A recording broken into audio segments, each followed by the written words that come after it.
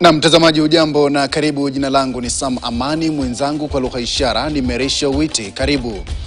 Huzuni imetanda katika eneo la Lugari kwenye kaunti ya Kakamega kufuatia kifo cha Simon Isiaho, mkuu wa shule ya upili ya PAG Munyuki, ambaye mwili wake ulipatikana kando ya mto Kipkaren siku 5 baada ya kupotea.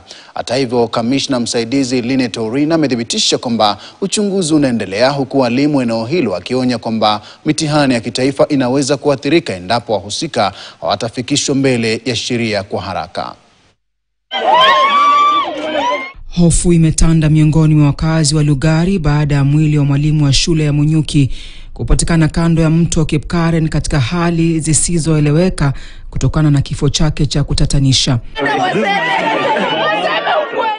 Simon Isiaho, mkuu wa shule ya upili ya PAG Munyuki, alitoweka kwa siku 5. Awali akiripotiwa kuhusika kwenye ajali, ila kupatikana kwa mwili wake sasa kukiwashangaza wakazi wakidai majibu. Leo hivi mwalimu mkuu amepatikana, ameuawa na ametupwa kwa mtoni. We want to be told from the accident area, when the accident ended, back to the river, what happened? Kamishna msaidizi wa kaunti ya Lugari Linet Orina alithibitisha hayo, akisema uchunguzi umeanza kubaini ukweli wa kifo cha mwalimu huyo kisichoeleweka. Tunaomba wananchi wa Lugari wawe watulivu, kwa sababu uchunguzi unaendelea kubaini nini haswa kilisababisha kifo cha mwalimu huyo mkuu wa Munyuki. Chama cha walimu wa shule za sekondari KUPPET eneo hilo pamoja na walimu wametishia kuzua vurugu zitakazoathiri mtihani wa kitaifa wa KCSE unaoendelea, wakishinikiza hatua za haraka kuchukuliwa na serikali kubaini kiini cha kifo chake na kuwakamata wahusika. Principal hawezi toka kwake asubuhi anaenda kwa shule na anapatikana ametupwa kwa mto, mwili unaozewa kwa mto.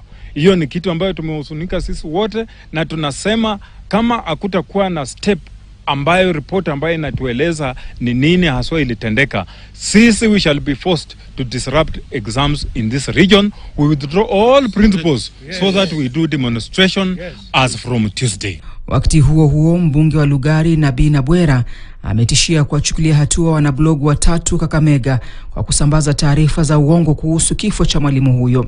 He has instructed me to take legal action against 3 individuals.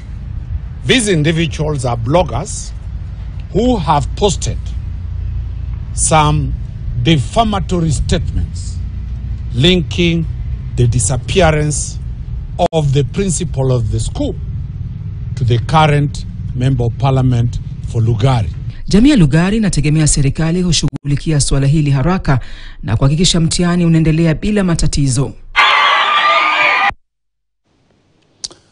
Tuangazie siasa sasa. Rais William Ruto ameonya Wakenya dhidi ya